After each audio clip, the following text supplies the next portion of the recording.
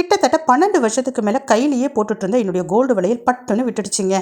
இப்போ விற்கிற விலைக்கு புதுசாக வாங்க முடியும், இல்லை பழசை தான் மாற்ற முடியுமா அப்படின்னு எனக்கு நானே புலம்பிக்கிட்டு இந்த வலையில் எங்கள் வீட்டு சேஃப்டி லாக்கரில் சேஃப்டி பண்ணிகிட்டு இருந்தேன். இதை பார்த்துட்டு இருந்தேன் என் வீட்டுக்காரு. நம்ம வீட்டு சேஃப்டி லாக்கரில் இந்த வலையில் எத்தனை வருஷம் இருந்தாலும் இதே உடஞ்ச வலையிலாக தான் இருக்குமே, இதை விட சேஃப்டியான ஒரு இடத்துல 11 மாதம் மட்டும் கொடுத்து வச்சோன்னா புது வளையலாவோ இல்லை புது செயினாவோ எடுத்துக்கலாம் அப்படின்னு சொல்லிட்டு சொன்னார். ரொம்ப செலவாகுமே அப்படின்னு சொல்லிட்டு சொன்னேன். 10 பைசா செலவாகாது வா அப்படின்ட்டு என்னை லலிதா ஜுவல்லரிக்கு தான் கூப்பிட்டு போனார்.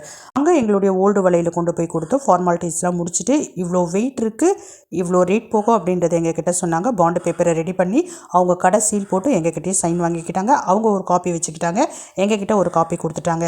இதில் என்ன பெனிஃபிட் அப்படின்னு சொல்லிட்டு பார்த்தீங்கன்னா 11 மாதம் கழிச்சு இன்றைக்கி நம்ம என்ன வெயிட்டில் பொருள் கொடுத்தோமோ அதே பொருளை புதுசாக எந்த வித செலவும் இல்லாமல் எடுத்துக்கலாம்.